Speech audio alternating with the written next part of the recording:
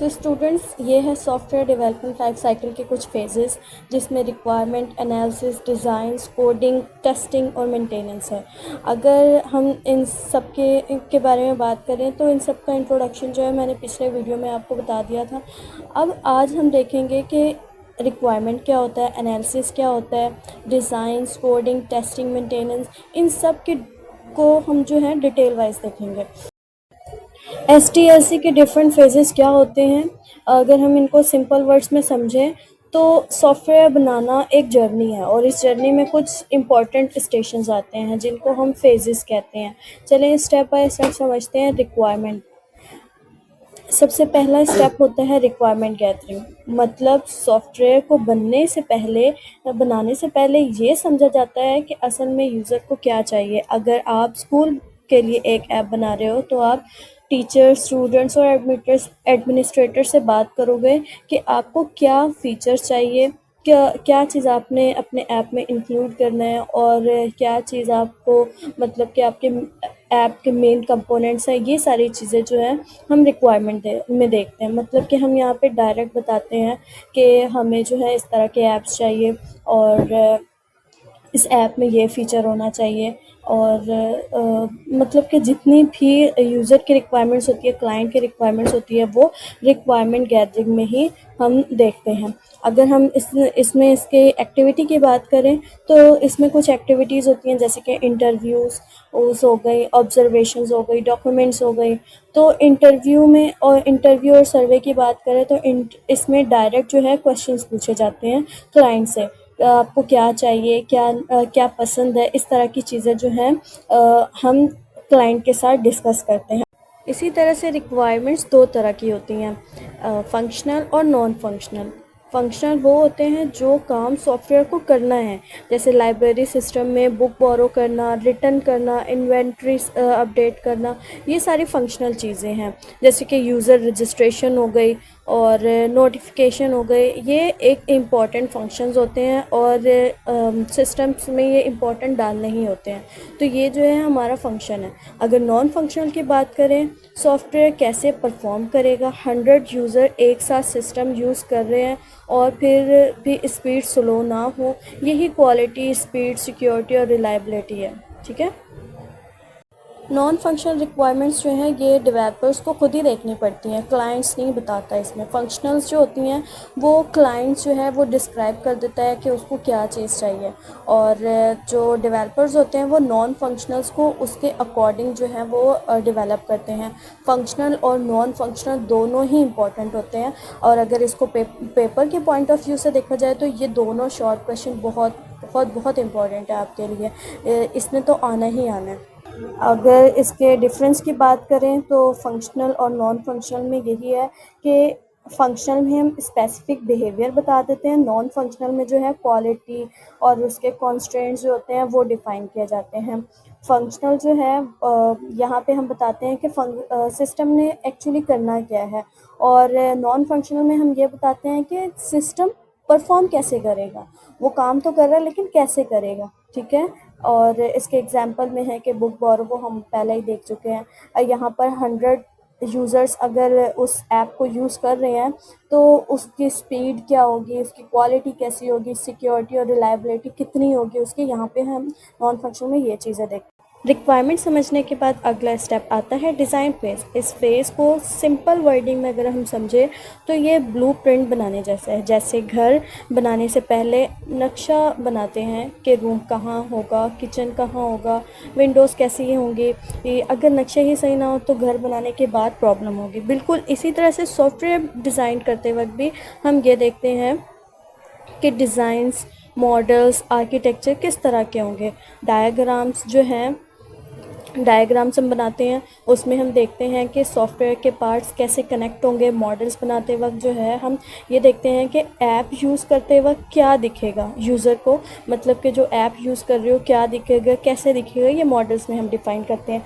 Architecture decide किया जाता है कि सॉफ्टवेयर के मॉडल्स एक दूसरे से कैसे बात करेंगे, मतलब कि किस तरह से कम्युनिकेट करेंगे। एक और बात कि सॉफ्टवेयर डिज़ाइन जितना क्लियर होगा डेवलपमेंट उतनी ही ईजी होगी।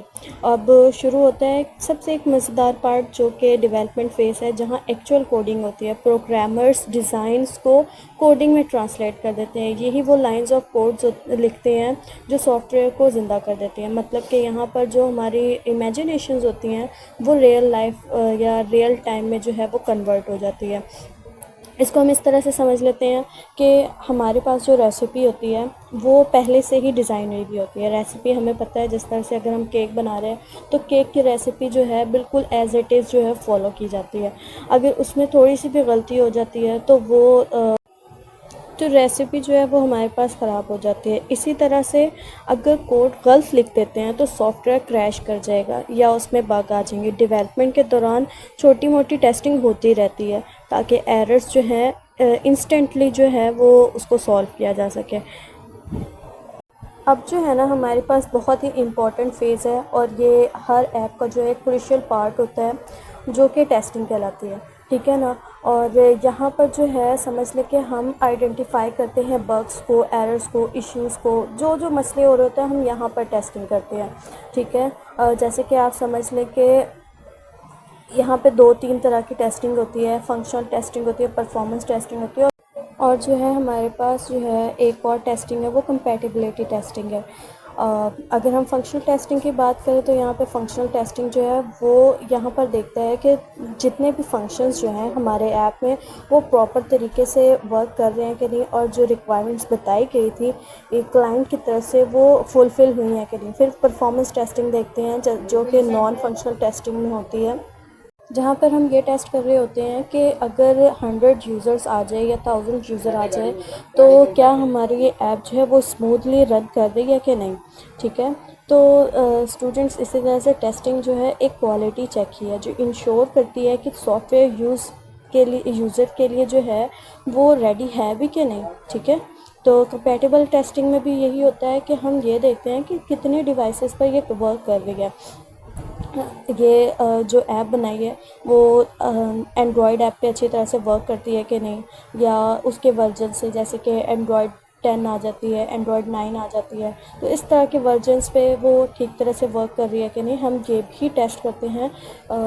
टेस्टिंग जो है ये हमारे ऐप के लिए बहुत ही इम्पोर्टेंट होती है। अब कुछ जगह जो होती है ये टेस्टिंग पेड भी होती है। इसके लिए डिफरेंट जो है टेस्टर्स हमारे यहाँ पर ऐड किए जाते हैं, उनको पे की जाती है। तो टेस्टिंग जो है हर ऐप के लिए बहुत इम्पोर्टेंट है। जब सॉफ्टवेयर सारे टेस्ट्स पास कर लेता है तो उसको जो है लॉन्च किया जाता है। इस स्टेज को हम कहते हैं डिप्लॉयमेंट। डिप्लॉयमेंट का मतलब है सॉफ्टवेयर को रियल वर्ल्ड में यूज़र के लिए अवेलेबल करना। यहाँ पे 3 काम करते हैं हम: इंस्टॉलेशन, कॉन्फ़िगरेशन और रियल वर्ल्ड में टेस्टिंग। इंस्टॉलेशन जैसे कि सॉफ्टवेयर्स जो है यूज़र के सिस्टम या सर्वर पर चलना, ठीक है। और कॉन्फ़िगरेशन क्या होता है कि कस्टमर सिस्टम को कस्टमाइज़ करना, जैसे लैंग्वेज सेट करना, यूज़र के प्रेफरेंसेस को एडजस्ट करना, ठीक है। ये कॉन्फ़िगरेशन में आ जाते हैं जहाँ पर हम इन्हें जो है अपने समझ लेके हम इनको एक्सेस दे रहे होते हैं, कैमरे का एक्सेस देते हैं और कॉन्टैक्ट का एक्सेस दे रहे होते हैं ऐप्स में। बाज़ औक़ात होता है ना जब हम इसको कॉन्फ़िगर कर रहे होते हैं, तो ये हमारी कॉन्फ़िगरेशन में आ जाती है। रियल वर्ल्ड टेस्टिंग कैसे होती है कि जब हम ऐप दे देते हैं, ठीक है, जो क्लाइंट होता है उसको हम हैंड ओवर कर देते हैं, तो क्लाइंट जो है उसकी टेस्टिंग करता है, देखता है कि ये अच्छी तरह से चल रहा है कि नहीं, ठीक है। तो ये जो है ये डिप्लॉयमेंट में ही आती है कि एक्चुअल इन्वायरमेंट में वो जाकर किस तरह से रन करेगा, स्मूथली चल रहा है या नहीं, ठीक है। और इसको जैसे कि डिप्लॉयमेंट क्या होता है कि हम जब इसको प्ले स्टोर पे जिस तरह से अपलोड कर देते हैं, तो ये क्या है कि ये यूज़र के लिए यूज़ेबल बनाने के लिए होता है, ठीक है।